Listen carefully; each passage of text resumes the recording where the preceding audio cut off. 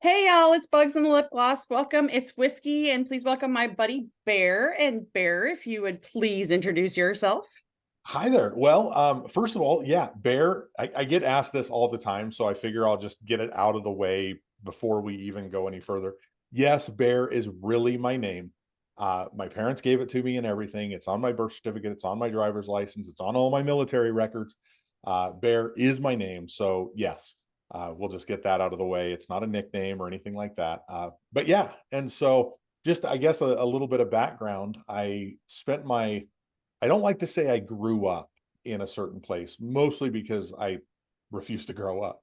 But I do say that I spent my formative years in Oregon. I was born and lived there until I left for college, and then I've kind of, I guess, really just kind of lived a nomadic existence ever since.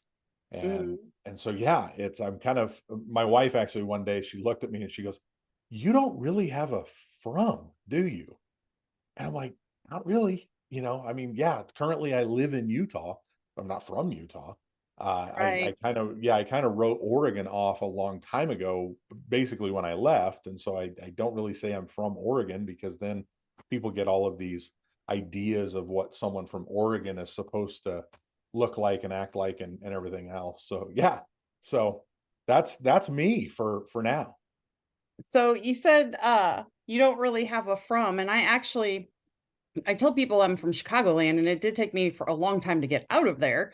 Yeah. But at the same time, like it's funny how people want to shove you in that box. Hmm.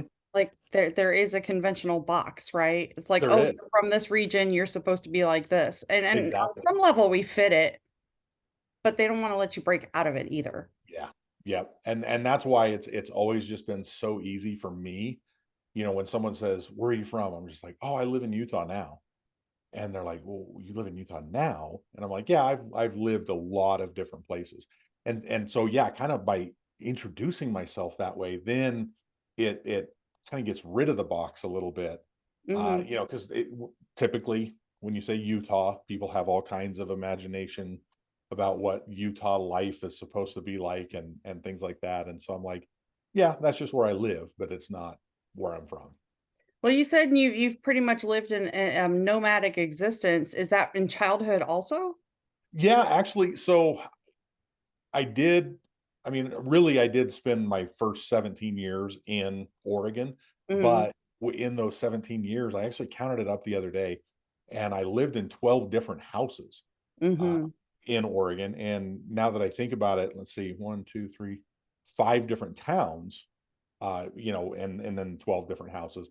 And so, yeah, I mean, really, we did move a lot. My parents were divorced when I was 5, and so then, moving into a different house, and then my mom remarried, and so then we moved to another town, and then things happened with my mom and that stepdad, and then I went to go live with my dad, and we lived in 3 or 4 different houses, and then finally when I got to high school and, went to high school for 4 years, ninth through 12th grade, that house that we lived in when I was in high school, lived there the entire 4 years, but that was legitimately the only time that the longest that I had ever lived in one house. Mhm. And yeah, and like I said, went to college, actually moved to Idaho to go to college, and then lived in Idaho, lived in Wyoming for a little while, and then joined the army. And when you join the army, then there's more of that nomadic It's nomad existence as without a well. choice. Yeah, exactly, exactly. So yeah, it's been great. I'll be honest with you because it has really opened my eyes a lot to different perspectives, to different lifestyles, to different socioeconomic conditions that Mhm. people live in, and as a result, has really it's really fulfilled a lot of my life. We've been in the house we're living in now for about 2.5 years. We're moving next week to a different town. It's like 10 miles away from where we are right now. But there's part of me that's like, I just want to leave Utah because it's time to leave. It's time to go somewhere else. And so, yeah, you just get that Itch. yearning. Yeah, you get that yearning for something new, something different. Yeah, there's And totally a wanderlust in it, like spirit to it. Like, even if Yeah. you don't know where you're going, you just gotta go. Yeah. And trust me, I'm Absolutely. living it. I understand. Yeah, totally, totally. And like when I was a kid, I went to 8 different schools in 12 years. Mhm. So, and when I was a young child, elementary school, I switched school systems every Mhm. year, Yeah. you Yeah. know. So it's that perpetual new kid, and it's constantly that changing, and you're nomad, but not by choice also. And Right, right. it kind And of you it and shapes it's your interesting. worldview. Yeah, it absolutely does because and I probably about 3 weeks ago, I was having a conversation with, someone that I went to high school with, and we were having that conversation, and this person grew up in the same town, lived in the same town from K through 12, Mhm. and I told this person, I said, we moved to this town, right before my ninth grade year. And so I I have constantly, not always, but for the large majority of my life, I've been an outsider because I Mhm. came from somewhere else. Yep. And so by being that outsider, it does definitely give you that unique perspective as well, because you can have kind of that outside look, that outside looking in, and so it's really interesting. But also being an outsider, it forces you to know when kind of pick your battles kind of thing. Because if you Mhm. start to say, hey, when I lived in such and such place, this is how we did it. And then you're always met with the, well, if it was so great where you were before, then why did you leave it? All of that stuff. And so, yeah, it's been great though to really, I look at that outsider perspective as being just this kind of fun challenge Yeah. that I get to really kind of take that on and be like, yeah, if someone asks my opinion, I'll offer it. If they don't, I try and keep to myself as much as possible. Right. But yeah, it is nice to have that outside looking in perspective. Well, and you've alluded to, and we don't have to go into details, but with tumultuous, like solid homes and solid foundations don't move all the time, right? That's just an Yeah, assumption. absolutely. You Yeah, know, yeah, so for so sure. with that tumultuous foundation and with that constant moving, did you we or how was I going to say this question? Do you feel like it taught you, or as a child you had to learn how to read your situations? Oh, absolutely. Yeah, Yeah. and in fact, my wife and I were talking today, this morning. I won't say the army taught me to be situationally aware. My Mhm. dad had a lot to do with, always being aware of your surroundings and things like that. But situational awareness is a huge thing, and I'm not just talking about, walking through the mall or walking through a parking lot and knowing if there may or may not be danger, or being in a restaurant, whatever. But it's really also walking into a conversation, walking into a room, being able to read that room.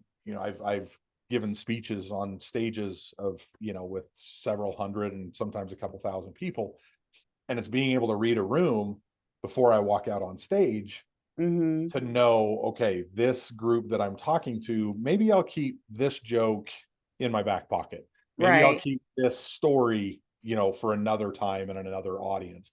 And so, yeah, I think that being living that kind of tumultuous existence and that nomadic existence has allowed me to come to things and say, okay, I'm going to be more situationally aware. Mhm. And it's almost a self-preservation piece within that situational awareness. It's keeping calm in the chaos, I think, because It is absolutely. you're able to, on a good level, you're able to manipulate your situation at least Yeah. enough to protect yourself. Yeah. Yeah. Well, and I look at it too, like with social media. Mhm. Social media, I had a friend years and years and years ago say, the internet is the world's largest bathroom wall. And if you Mm. think about the things that are written on bathroom walls, right? Right. And bathroom stalls and whatnot. And when he said that, I was like, oh my gosh, you're so right. And this was before social media. This was And even it's before socially MySpace. acceptable. Yeah. But if you'll notice, I mean, you and I are friends on Facebook, and we Right. follow each other.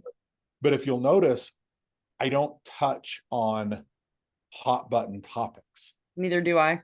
And I do that for a reason, And it's because it again, it goes back to that situational awareness piece, but it also goes into that self-preservation piece to Mm-hmm. say, hey, you know what? I don't need to discuss my opinion on politics or religion or anything else that's going on in the world today, because number one, you and I have both seen people's lives and careers ruined over something that they wrote 15 years ago.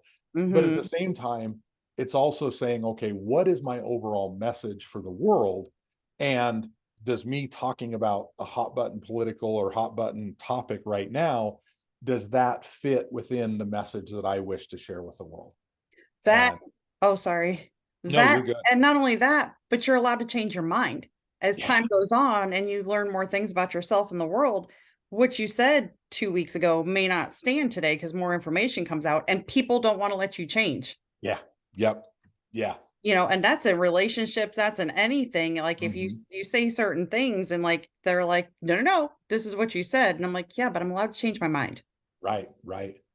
Yeah, You and know, and my wife and I, we talk a lot about how easy it is to go down what we call the ist rabbit hole. And hmm. what I mean by that is when you start to, yeah, I'll bring up a friend of mine. I'm not going to name names or anything like that, but Right. uh, this person belonged to a certain faith for their entire life. And about a year ago, they decided to make this public declaration that they were going to leave that particular faith, Hmm. which was fine. Okay, if you need to make the public declaration to kind of cut that off, perfect, not a problem. But then they doubled, tripled, and quadrupled down by starting to post things about why that particular faith was wrong and what that particular faith has done to people over time. And as they continue to justify their actions, if you will, kind of almost rather than trying to convince others, they're trying to convince themselves that it was the right Right. decision. But they become this ist, and they go into this extreme position, Hmm. and it's really hard to get out once you've gone down that ist road. And I'm talking about both sides of the political spectrums and both sides of all of the things that we've seen over time. And then when you get so far down in that rabbit hole, you can't backtrack because Right. you hurt someone's feelings or you hurt someone's whatever, when you were on that track. And so it's like, nope, I'm just going to go ahead. My opinions are mine. And I've also learned over, especially with social media, my opinion isn't necessarily going to change anybody else's. And their opinion isn't necessarily going to change my opinion. And so Hmm. recognizing that and understanding that, I don't need to convince myself and I don't need to convince anybody else. And it's been kind Absolutely. of nice. Yeah. It just takes all the drama off the table. Oh my Like gosh, you're so not even a part of it. yeah. Like it's so much. And I also think that that's that new kid thing too, because we don't need to dive into what the current event is because we know the current event's Mhm. going to change because Yeah. every current event we've ever had has Mhm. changed, Yeah, absolutely. right? Absolutely. And I don't know if this was, or if you've even thought about this. I realized this last year that I didn't have a lot of childhood memories. And I realized it was because I was constantly moving and flipping and there was always Mhm. something going on. Right. What I noticed, because I don't remember, like everybody remembers, oh, I remember so and so. I remember Charlie from third grade and Susie from fourth. And I'm like, Mhm. yeah, I don't, Yeah. you Yep. know.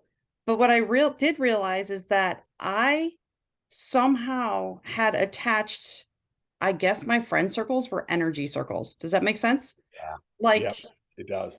I created this, it was this person had this energy and this person had that. Like I surrounded myself with people that had a specific energy signature Mhm. as a group. Yeah. And I built that circle at every school I went to. Yeah. Can you Yeah, relate and to that? yeah, absolutely, absolutely, and that's the great thing because as that new kid, Mhm. it gives you that opportunity to kind of almost become a chameleon, but That's not in the way where you're always changing your colors, but you're saying, "Okay, this is who I'm willing to let come into my sphere."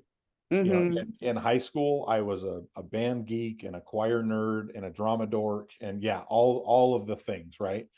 And Why do they make all those negative? I want to know because No, they I loved are it. hot. The reason I went to college on a full ride scholarship for marching band, for crying out loud. But Yeah. yeah, I love my left brain. Thank you. yeah, exactly.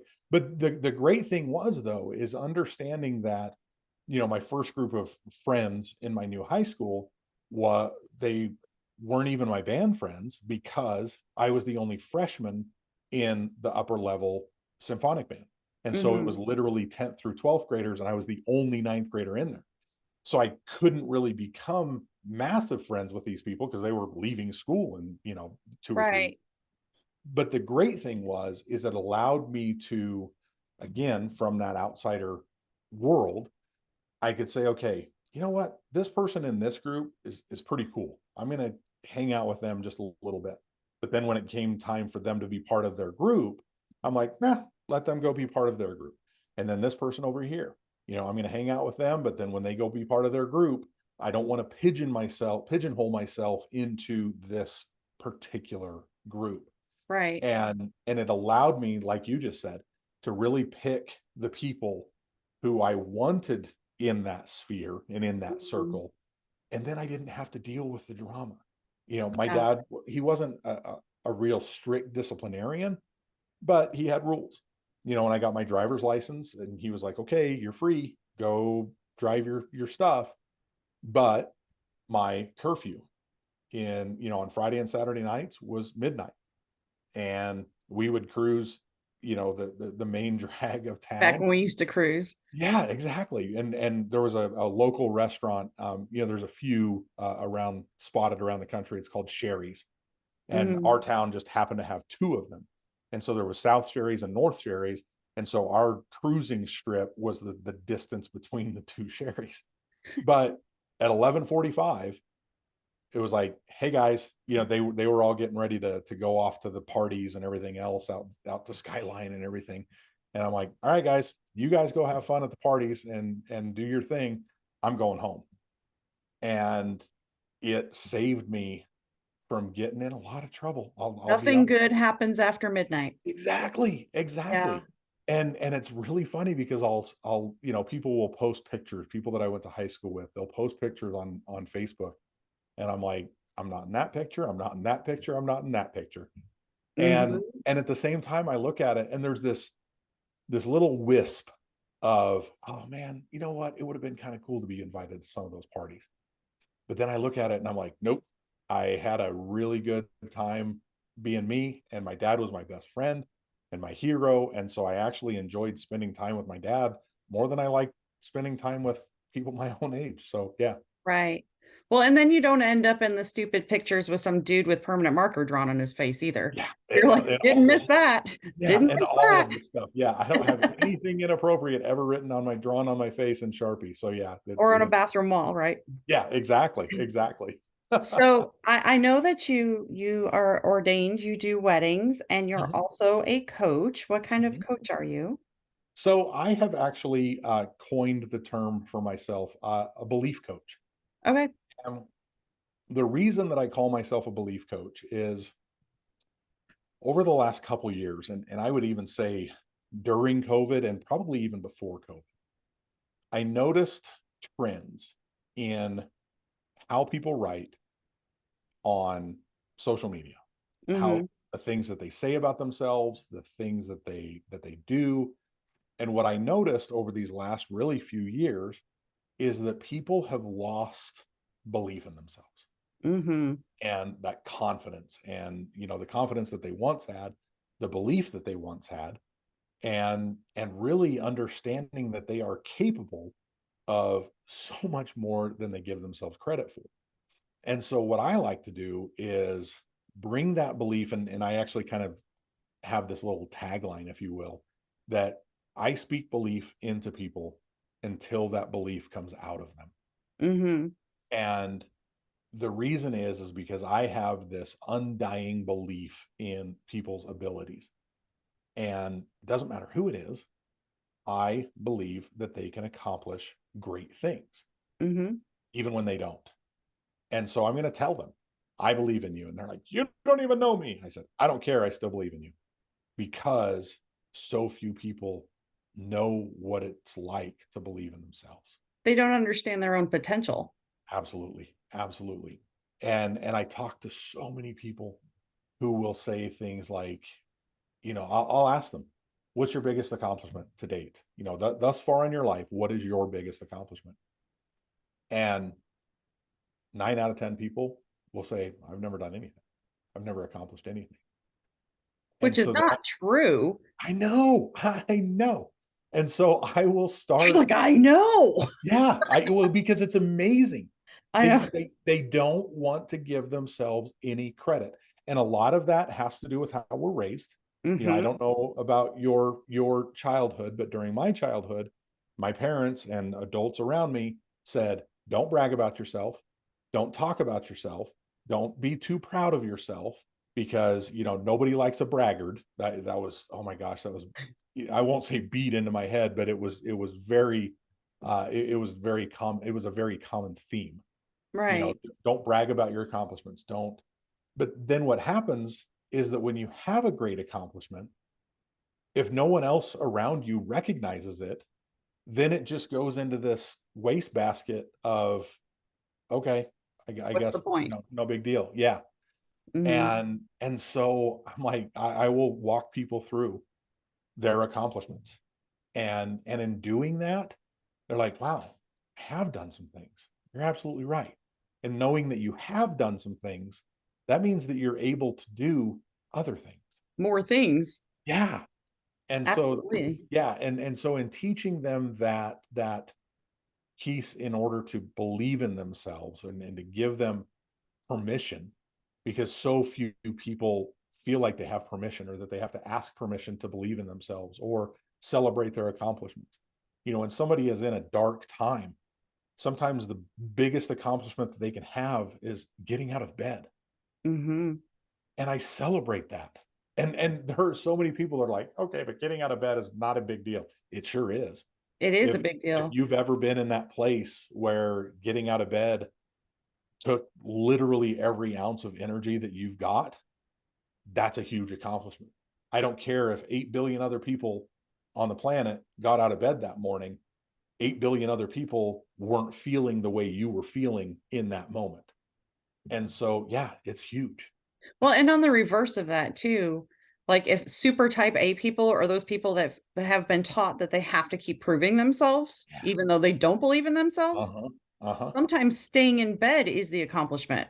Yeah. Like when you're tired and you need to rest, getting out of Mhm. bed is not necessarily the thing you should be doing, Yeah. Yeah. you My know? my my wife and I went to Arizona last month, and her mom's not doing real well, and so we went down and spent Mhm. some time with her mom.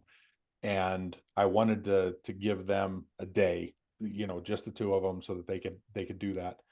And my wife was like, "Well, what are you gonna do?" And we were staying at a resort in the town where my mother-in-law lives. And I was like, "I think I'm just gonna go hang out by the pool." And she looks at me and she goes, "Can you?" And I went because through that like she a month ago. I was like, yeah, what yeah, am I supposed to do now? yeah, yeah. Because for me, I was like, "Oh my gosh, that is the first time." I'm 48 years old. That is the first time in my life I've ever spent the day just laying out by the pool. And I was on Instagram, and I was just watching reels like the whole day. And my battery started to die on my phone. So I walked in. It was a resort. There was a casino and hotel. And I walked to the gift shop of the casino and bought a deck of cards. And I'm just sitting there playing solitaire on my deck, on my lounge chair. Mhm. And oh my gosh, it was so amazing.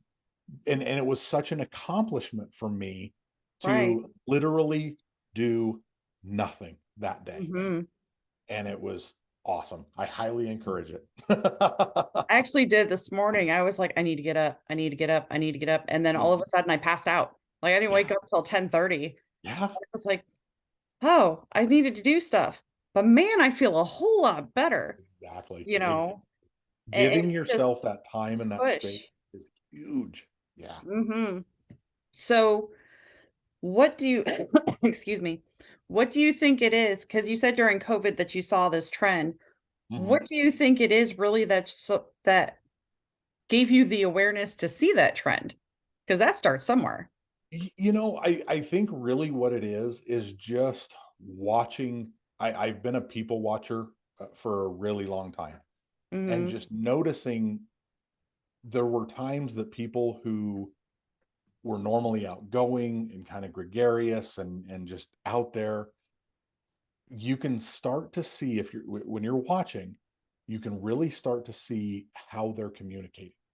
You can start to see the words that they're using. And I love words. I'm a huge fan. I honestly, I measure my words probably more than I should a lot of times, but it kind of goes back to what we talked about earlier, Right. not trying to rock boats and things like that.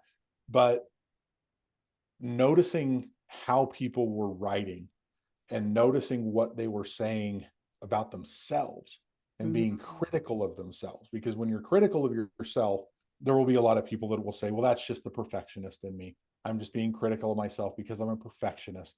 It's like, okay, number one, we all agree that perfection is unattainable. Yeah. Uh, however, uh, It's the lowest it form of doesn't, achievement. yeah, yeah, but it doesn't necessarily give you license to then be massively critical about yourself because you're not accomplishing the things that you think you should be accomplishing. Uh, Right. I don't know if you've ever listened to Tony Robbins' Ultimate Edge program, Yes. but in the Ultimate Edge program, he's going through and he's talking to a couple of people in the studio during that program, and he's talking to them about their relationships and about their finances. And both of the people, to a T, were like, well, I'm not where I think I should be in my life right now. And he kind of breaks it down with them and does such an excellent job, like only Tony can do, right? But it's we get these ideas of where we should be. And if we're not there, it gives us this reason to be critical. During COVID, what I was seeing was, I lost my job, and not me, but that's what I would Right. see, someone posting that they lost their job or they got shut down or they weren't labeled as essential or whatever. And so their confidence took a hit because they took those things as a reflection, almost as an identity Thank of you. I was of waiting for that word themselves. to come out. Yeah. And it's like that's not a reflection of who you are at all. Well, and what I think happened to a lot of people is they were suddenly left with themselves, Yeah. you know, Yeah. because they've identified it as all those external things, and it's my Mhm. job and it's my company and it's the kids' sports team and it's all these things. All those things were taken away all at the same time. Mhm. And one thing you've said multiple times is like you love the people watching, and I've heard some of your videos and stuff when you've talked about people pleasing, right? Mhm. Yeah. And I think one of those things too is like, especially obviously you're an empath also. Uh one of those things that comes with, empaths and that people pleasing thing that we do or have done is during that spell where everybody was left with themselves, they were not able to feed that people pleasing addiction because they Yeah. were cut off from it.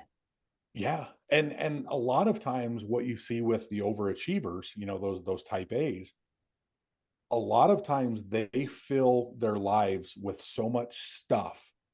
And it's because the idea of self-reflection scares the absolute bejesus out of them. I call it work mode. It's Yeah. like literally my go-to. Like I would bury myself for a Mhm. distraction. Because then you didn't have to be with yourself. Yeah, Because a I did lot it of for times what years. people were finding is they didn't like to take those times of self-reflection, and then they also realized that, you know what, I don't think I like who I am being.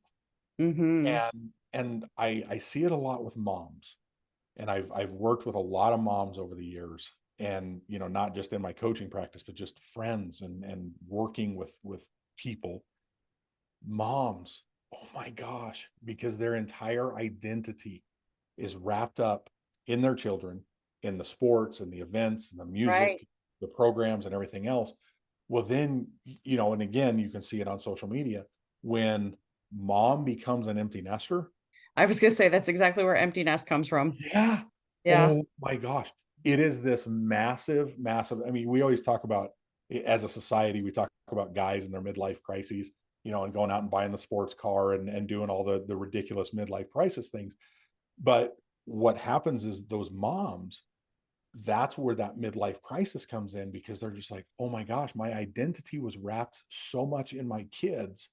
Now I don't know what. And so a lot of times the sadness that their kids are leaving and going off to college, which as parents, that's our job, right? Right. But they feel so lost because they don't have anybody to depend on them now, to rely on them. And so they're just like, oh my gosh, what do I do now? And so it Hmm. really does become an identity crisis for them. And like I said, I've worked with so many over the years to be like, okay, let's find your identity. Who are you? Who did you want to be at 10 years old? Who did I you want to be use at that all the 15? time. Like, who Yeah. were you as a kid? Because that's still you, Hmm. you Yeah, know. absolutely. And one of the things in my niche, with trauma recovery and the Hmm. the domestic abuse, narcissistic abuse side of it, one thing I keep running into is women that have been married for 20 and 30 years that are like, nope, I'm I'm done. out. Yeah. Because Yeah. they kind of saw what was going on in their relationship, but they stayed in for the kids, which Hmm. didn't necessarily help the kids, Right. Yeah. right? But Well, now because they're it like, taught the kids how to live in a dysfunctional relationship. yeah. Yeah. And now they're like, well, I have no reason to be in this either. And Hmm. they just go. Yeah. And Yeah. people are like, what do you mean? And actually, I had a friend of mine back in high school. Her parents were married 25 years. The last kid graduated high school, and a week later, they filed for divorce. Yeah. And everybody's like, what just happened? Yeah. Yeah. Because nobody Exactly. ever sees it coming. Hmm. Yeah. So, um, so I'm a recovered people pleaser. How about you? Right. Oh yeah. Yeah. So, and you're actually my first male to be a guest. So thank you very much. I forgot to Thank say you. that like at the beginning, but yay, bear stepped up. So we'll go ahead and go with that because the people pleasing thing has so many facets of things that have led from childhood in the past that fed that, and we have to get out of those cycles. So what was it with you that you noticed that you had to change that cycle? You know, it really goes back to when I was 15. So 10th grade in high school, I got home from school one day and my dad was watching Oprah.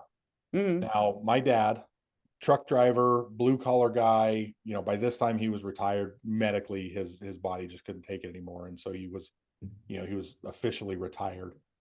Uh, Not an Oprah guy. I'll just put it that way. Not Not an really Oprah a guy. guy. Uh, but if you remember what daytime talk shows were like back in the 80s, Oh, I you know, remember.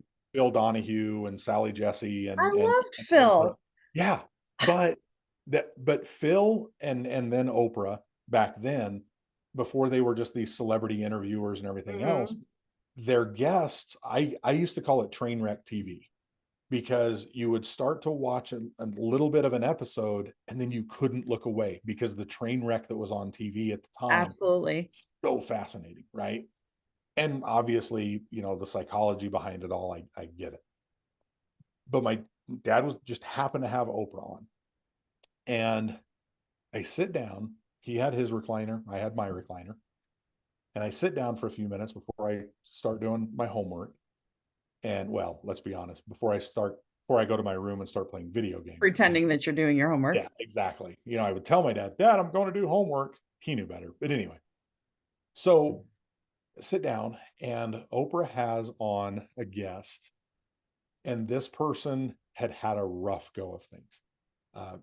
Childhood abuse and trauma and all of the stuff, right?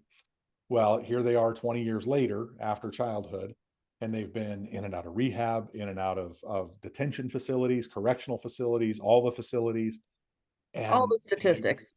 yeah, and I thought I had said it to myself, but apparently my outside voice came out and I said, "Oh my gosh, that is so sad." Well, like I said, my dad had his recliner and I was in mine. Well, because of my dad's arthritis and injuries and everything else, like he couldn't even lift his arms higher than this. His Mhm. body was just racked. Right. Well, he had his lazy boy recliner, but he couldn't get out of a traditional lazy boy. And this was before they had the automatic that, stands you Lift up kind of chairs. thing. Yeah. Well, he had built a platform out of 4 cinder blocks on the corners of his chair and then a plywood platform. And then he just put little brackets on to hold his chair in place. Mm-hmm. Well, if you remember the Lazy Boys, they were not quiet because they had Mm-mm. that arm on them, right? That ratchet arm when the The legs would come springs off. popping. But then when you put the legs down, like all the springs popped, right? Well, because of the platform he built, it created this echo, like it just amplified the sound. You could literally hear it in the next area code, not the next zip code, the next area code. It was That's so loud. funny. And so that was always my alarm if I was screwing around playing video games instead of doing homework. When I would hear that from the front of the house, I'm like, okay, get my book out and turn the TV off, that I was playing video games on. But I remember saying, oh, that is so sad. And then chunk, and his feet come down, his feet hit the floor, and he leans forward in his recliner and he looks over at me, and I'm looking up at him like, oh my gosh, what did I just say? And the only time my dad ever laid hands on me, he spanked me twice, and that was because I lied to him both times. So he was not an abusive guy or anything like that. I Right. wasn't afraid of him. I was very respectful of him, but I wasn't afraid. And he was a big dude, 6'3", 250, big dude. But he leans forward in his chair, and I'm like, oh my gosh, what did I say? And he looks at me with the most sincere look that I had ever seen him give up to that point. And he said, you've had a pretty rough go at things. Mm-hmm. And he said, I'll tell you right now, you have a choice. In 20 years, you can be on Oprah because of your crappy childhood. And he didn't say crappy. Like I said, he was a blue collar guy, but I'll clean it Right. up. But he said, you can be on It Oprah was because, shitty. We cuss here. yeah, there we go. There we go. But he said, you can be on Oprah in 20 years because of your crappy childhood or in spite of it. But the choice is yours. Mm-hmm.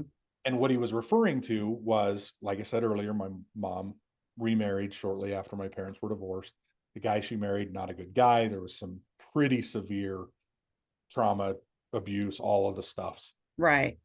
And my dad knew that I could use that if I wanted to, use that as my excuse moving forward for the rest of my life. But in that moment, when he said in 20 years, you can be on Oprah because of your crappy childhood or in spite of it, he gave me permission Mm-hmm. to be responsible. That no matter what choices I made from that day forward, and I was failing in school, I was failing a lot of classes, I was doing, wasn't doing the right thing in school. I was just a turd, basically, is I guess the best way of putting it. But in that moment, he gave me permission to be responsible, Mm-hmm. to learn responsibility. And he gave me that choice. It's accountability. It was so huge. And you're right.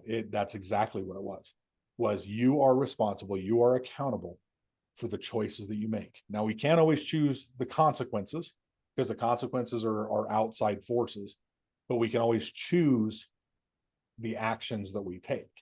And then Mm-hmm. if the consequences don't work out in our favor, then we just adjust course and make different choices.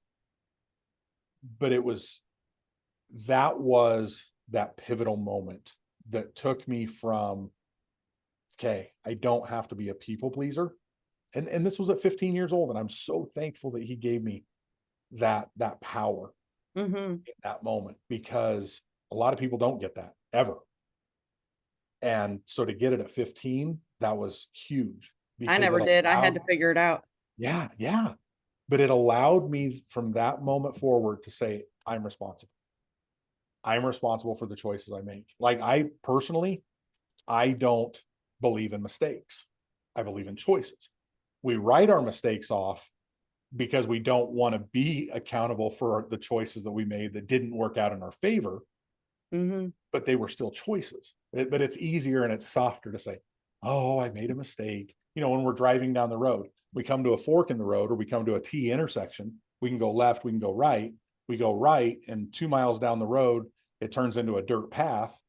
And we're like, oh my gosh, I made a mistake and turned the wrong way. No, you made a choice when you got to that intersection It just didn't Right. work out for you, and you don't want to drive on the dirt road, so you turn around and go left. And yeah, it's so much power in that, in understanding that, There's because then yeah. I didn't have to be that people pleaser, because I got to make the choices for myself instead of allowing others to dictate which way my life was going to go. Well, and you can be powerful or you can be pitiful, but you can't be both. Right. Absolutely. You can't Absolutely. be both. You have to choose. And Hmm. like I don't say I make mistakes. I have lessons. Yeah. There are no mistakes. There's only Yeah. lessons. Yeah. You Absolutely. know, yeah, if Absolutely. you have to learn from all of it or you'll just Hmm. keep repeating it. And then it's seriously not a mistake. It's a choice because you Yep. chose to Yep. repeat it. Uh-huh. This is why we're friends. Yeah. I love Totally. it. Totally.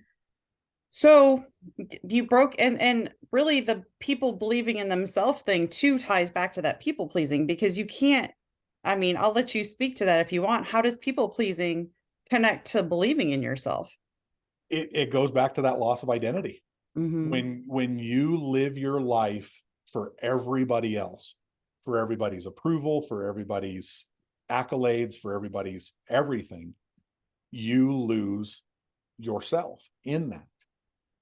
Now, I'm not saying go out and just become an a-hole and not care about other people or anything else, because there Right. is a fine line in that, right? But at the same time, taking your power back and understanding that your power is in your identity. The words I am are two of the most powerful words in the English language. And you're talking about internal identity, not connected to externals as your Yeah, identity. absolutely. Yeah. Absolutely. I Yeah. just wanted to discern that. Yeah. Because the two words I am are two of the most powerful words in the English language. However, the word that comes after I am is the most powerful. In that moment, it is the most powerful word in your language. I work with a lot of, and I have worked with a lot of people over time that have, different emotional and mental and just all of these things that they've had in their lives. And the moment someone tells me, Bear, I'm depressed, I stop them in their tracks and I'm like, no, you're not. Or sometimes I've actually said, oh, you're depressed? I'm a car. Hmm. And they're like, what? And I said, well, if you're depressed, I'm a car. They're like, what are you talking about? Depression is something that you have. It's not something that you are. Right. I It's a label, have, not an I, identity. yeah, It's a exactly. diagnosis, not an Yeah. identity. I have a car. That doesn't mean I am the car. Right. I can have depression, but the moment I say I'm depressed, you're saying my identity in this moment is depression. It is not. Depression is a diagnosis. Hmm. Anxiety is a diagnosis. All of these things, I'm bipolar. No, you're not. You have bipolar. Right. There's a huge, huge understanding in the I am statement. Now, you can also say, I am powerful, because then your identity allows you to step into that power. But the moment you start to go down that road with the I ams, it gets fed, but it doesn't always get fed in the right way. Right. Because when somebody, and again, I'll go back to social media, if someone says, I'm depressed, watch what happens. So many people will jump on, oh, I'm sorry. How can I help? Then very rarely do you even see people say, how can I help? But they'll Yeah. say, oh, I'm depressed too. But then we Then it's a feed, competition of who's more depressed. yeah, exactly. Yeah. But then we also feed off of that energy, because it's like, oh, Right. wait a second. I just wrote a post that said I'm depressed, and it got more likes and comments and engagement than anything else that I've ever written. So I'm going to write more of that because Hmm. but then what I happens got is, that feedback. yeah, but then we alienate ourselves, Hmm. because let's face it, people feed off of positivity, people feed off of negativity, but they only feed off of negativity for so long. Well, see, And and then, I have chronic diagnoses, right? And I'm diagnosed autoimmune and stuff like that. And mhm, one thing about it is there's an attention span on yeah, people's sympathy. you're Uh-huh. they're only gonna say, "Oh, that sucks. Oh, do you need anything? Oh, how do you feel?" And then, Mhm. like, a couple months in, they're like, "You're on your own." Yeah, exactly. And it's a societal thing, It like, is. It if is. people have cancer, and we've talked about this in other, not you and I, but other people have talked Mhm. about it in chronic pages, where, like, Mhm. if someone has cancer, people are there the entire time. Yeah. And if you're Right. chronic, they're not, and the Mhm. reason being is that if someone has cancer, it's short term. Right. They're either going to get cured or they're gonna pass away. It's a Mhm. short-term contract in a Yeah. friendship. Chronic Absolutely. illness is not, Yeah. Yeah. and that went on that tangent, but it's the same thing with the Mhm. depression and the IM, right? Yeah. Because it's how society deals with these things differently. Mhm. So, and Totally. I'm gonna change, I was gonna say Yeah. the elephant in the room, but I'm gonna change the bear in the room. Right, So, right. you are my first male guest, and I wanted to ask because I want this perspective, if you would. Mhm. How do you think, I know a lot of these things are just humanity and it's a universal rule of Mhm. how things work, but how do things work on the male side of this? Because I've never had that perspective. What is the male perspective of, like, the people pleasing or the different constructs that we're taught that we're supposed to be, like, you're supposed to be this and you're supposed to be that, and you're supposed men aren't this is such a general statement. It's Mhm. so hard for me to even say it because I know it's such bullshit. Right. Men aren't supposed to heal. Men aren't supposed to talk about this stuff. What what is that like on the other side of this? And what should we do? Like, what are we doing here? Like, You you and know I are doing, I know the answer to a general right, right. question, but Um, in the Army, one of my favorite and least favorite sayings was, "Suck it up and drive on." mhm, And what they mean is, life's gonna suck, there's gonna be things that hit us, and we have to move forward. right, Same time, though, with men, and it's part of it's a generational thing, uh, it becomes this, "Oh, just, toughen up." mm, A buddy of mine who's a stand-up comedian talks a lot about, "Rub some dirt on it." And he'll ask people when he's, working a crowd, he's like, "Who in here ever heard 'rub some dirt on it' or 'walk it off'?" yep, Right? I was just thinking walk it off. Yeah, yeah. And it's true. My dad's favorite thing, I'd be like, "Oh, dad, my knee hurts." And I rarely took anything to my dad with my pain because his pain was infinitely worse. And it wasn't to diminish any pain that like physical pain that I Right. may have been feeling, but it was to be like, "Oh my gosh, my knee hurts," but it's nowhere near my dad's, who's had 8 surgeries on that knee and 7 surgeries on the other one. But understanding that, my dad would always say, "Well, bring your other knee over and I'll kick you in that knee, and then your first knee won't hurt anymore. It'll take your mind off the pain," right? Yeah, And that was always my dad's thing. And it was actually great. Tony Robbins would call that a state change, yeah, because it's taking the focus off the pain that you're feeling and being like, "Okay, let me bring something ridiculous in to then take your mind off of whatever you're feeling in that moment." But my dad, like I said before, my absolute hero. And in the last week that he was alive, he and I had, and we'd had deep conversations. My dad and I, we talked every Sunday. When I was in the Army, even in basic training, when I could only talk on the phone for 5 minutes, we still talked every. mhm, And when I wasn't in basic training, we talked for sometimes 3 or 4 hours every single Sunday. That was our friendship ritual, was talking. No matter where I was in the world, we talked every Sunday. So we had some deep conversations. mhm, But in his last week alive, I was sitting next to his bed, and it was this role reversal, because when I was a kid, he would come in and he would sit next to my bed in a folding chair. And he would sit next to my bed and tell me stories of life in Alaska, and working on oil platforms, all these different things. But in that last week, he was laying in his bed and I was sitting next to him, mhm. and we were just talking and having some, like I said, some deep, deep conversations. And I remember him looking over at me, and he said, "You need to learn how to show emotion." And I'm 27 years old at the time. And I look at my dad and I said, "You have got to be kidding me." And he's like, "What?" And I said, "My whole life, you've told me men don't cry, men don't show emotion, men don't, men do this, men don't do this, men Men work suck it hard, up. men don't." Yeah, suck it up and drive on, right? Rub some dirt on it, walk it off.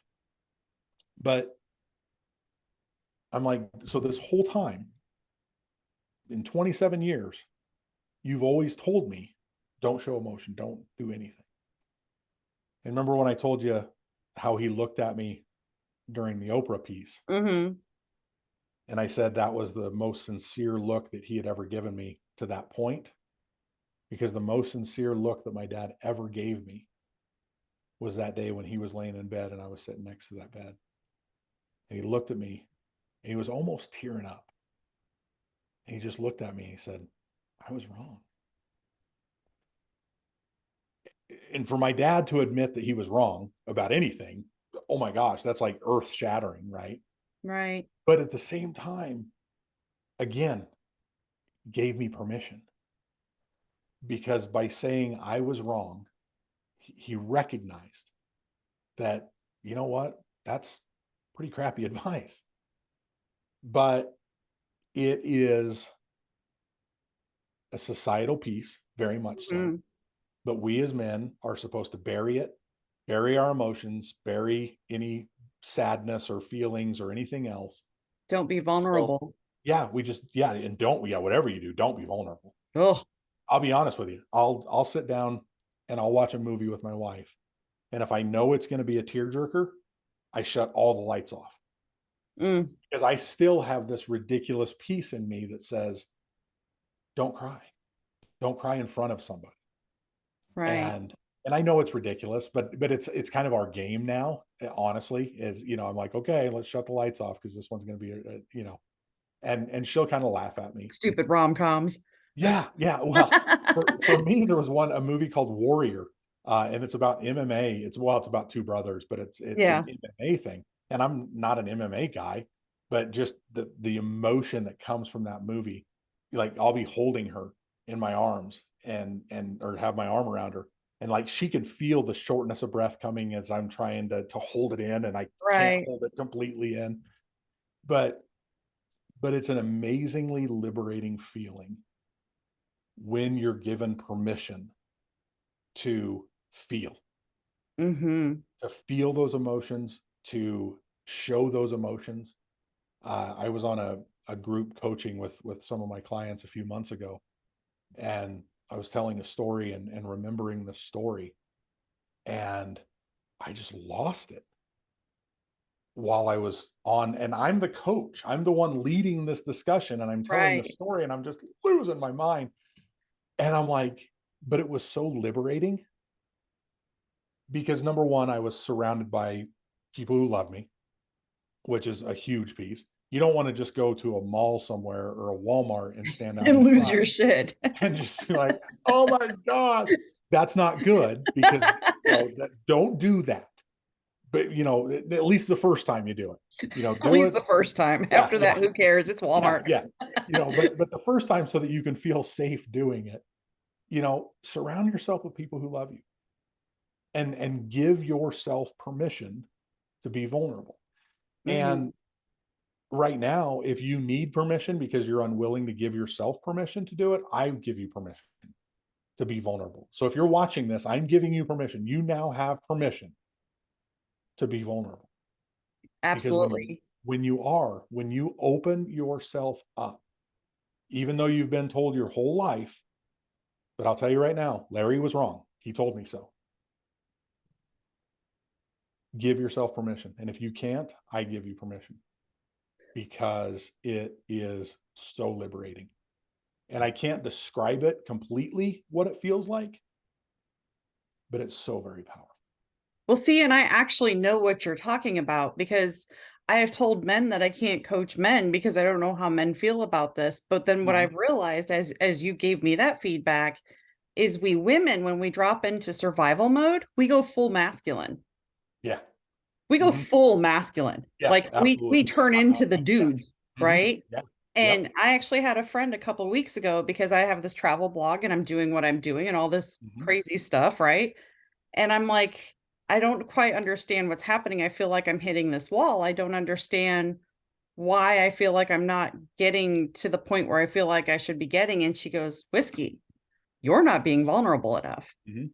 And I Yeah. was like, oh, Yeah. and because it's that protection piece and that, Mhm. like you were saying, like suck it up and keep going and you don't show that weakness. Right. And even as a female, like I totally understand, still not a dude, but I totally understand that it's that vulnerable piece. It's still a humanity piece. It doesn't matter if you're a man or a woman, Absolutely. Absolutely. right? But yeah. It's what we learn. Mhm. And I Yeah. was always told I was the oldest son my dad never had. Right. So it Yeah. was that tomboy thing. I was raised in Mhm. that anyway. Mhm. Well, and that's the thing, because when we start to and in the past, and we as a society are evolving, we are learning, uh, but when somebody was experiencing something that was making them feel vulnerable, as a guy, Mhm. you're often met with, "Man up." Mhm. Okay, but I've never heard someone say, "Woman up." That's true. That's so And true. and so understanding that, it's like, okay, what does man up mean? It immediately means stop being a wuss, stop being vulnerable, because vulnerability is somehow makes you a wuss if you're being vulnerable. And it's like, no, actually, you're not. Right. And at the same time, though, and this is coming from me as a guy, and I'm not representing all men when I say this, but there is a piece that I would ask of the females watching this, Mhm. and that is, please allow us to be vulnerable. Yes. And see, that's where that masculine feminine or that masculine female survival energy comes in. One of Mhm, the other ladies I did an interview with, she said that her boyfriend said that he felt like it was her house and he was a picture on the wall, that she mhm. would come and visit it and it was pretty to look at, but she didn't need him. Yeah, And she yeah, was like, "What?" And that was her catalyst for change, was him giving her that real feedback of like, at mhm. least, bring me into this relationship Right, as the yeah, man. yeah. And I will say, my wife, when I talk, kind of joke about, turning the lights off and things like that, she asks me to be vulnerable. She Mhm. asks me and invites me to, you know, she can't I know that she can't wait for the day that she catches me with tears running down my face With the lights on. with the lights on. Exactly. Exactly. Because she invites it. She doesn't mock Mm. me. She doesn't make fun of me. She doesn't, she in a way, she's like, okay, knock it off. Quit with being the man. Just it's okay. Right. And you hear a lot about, toxic masculinity and all of this other stuff. But just being a man and not wanting, being the strong man, wanting to show strength 24/7, that is what builds up that toxicity, is because you refuse to allow yourself to be vulnerable. That absolutely builds the toxicity. Mhm. Well, and so like I said, I'm very fortunate that I have someone who is like, will you please be vulnerable? Will you please describe your emotions to me right now? Will you please tell me how you're feeling about things? And I usually don't, but to have that person inviting me to do it, it creates that space that says, hey, it's okay. Right. You have that external permission. Even if you're not willing to give yourself the internal permission, you have that external permission. Just like your belief coaching. Yeah, exactly. It's the Exactly. same thing. Yeah. I love that, how when you meet so many different life coaches, we're all literally walking our own talk. Yeah, Like, for sure. that's what built these muscles to be able to do what we're doing, is we're walking our own talk. Yeah. So, I could talk about this forever. Like, I'm like, Right, "Oh, right. I'm so intrigued. This is so awesome." So, and for sure, like, we'll have to come back and we'll have to pick a specific topic and talk about it, or Yeah, maybe get some other absolutely. gentlemen on here, or maybe do a fireside or something, because this is so important too. And the other piece of what I do with these ladies, because we don't see the other side of things. Mhm. You know, Right. we may not understand, and what we have seen is the toxic masculinity. Mhm. We haven't Exactly. seen what the other side and the other piece of it. And I'll tell you what, the last 2 months nomading, I Mhm. have seen such amazing men on this planet. Yeah. Like, Yeah. the universe is like, this is what it's supposed to look like. Mhm. Yeah. And, and to that, I will say that when you are faced with a certain situation, with a toxic male, or someone Mhm, who's living in that toxic masculinity, your worldview is shaped that way. And so mhm, it creates this infinitive that yeah, says all fill in the blank are like this person. If, mhm, if it's a spouse, all men are this way. If it's, if it, from my perspective, my dad, he had a rough go with females, and so he shaped a lot of my perspective that got rocked, early on in adulthood about what women are. But his mhm. perspective sort of became my perspective for a little while, and that's another story. But the thing is when you step away from the infinitives, you step into a lot of power. Oh, yeah. When you start to recognize and open your mind, your eyes, and your heart to the fact that all fill in the blank are not like that, it it starts to open up that worldview. And that was one of the conversations I had with my wife early on in our relationship. I said, I do everything I can to not live in infinitives. You're not going to hear me say always. You're not going to hear me say never. Because there's no such thing as always and never, especially when it comes to relationships. Yep. Well, you always do this. You always say this. You never say this. And early on, Or we had all some, people. yeah, yeah, all fill in the blank. Yeah. Yep. And early on, she threw an always out there about something. We were having a discussion, a lively discussion, not an argument, but a lively discussion. Banter. Yeah. And she said, you always do this. And I was like, can you give me 3 examples of when I've done it? And she's like, no. I'm like, okay, so do I always know? No. Yeah. So I'm like, okay, this is why I'm not a big fan of infinitives. Right. And so you don't hear me say everybody or all of these people, or I do everything in my power to not throw out those infinitives, because those can come back to bite you as well. That's as powerful as what follows the I am. Yeah.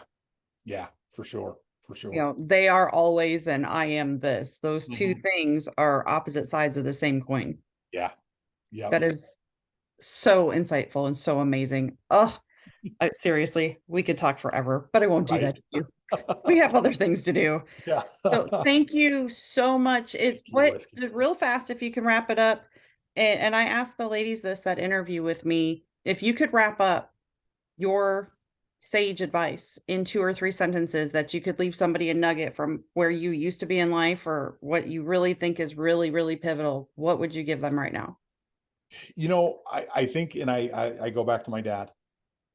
No matter what has happened to you in your past, good, bad, ugly, and different, no matter what has happened to you in the past, you are 100% responsible for the choices that you make moving forward. And the past might hurt, the past might suck, ex- except it gives you the power to move forward from those things that sucked by making your choices now, because where you're going to be 10 years from now is a direct reflection on the choices that you make from this moment moving forward. Oh, I love you so much for real. Like Thank you, Whiskey. You're a awesome. brother from another mother.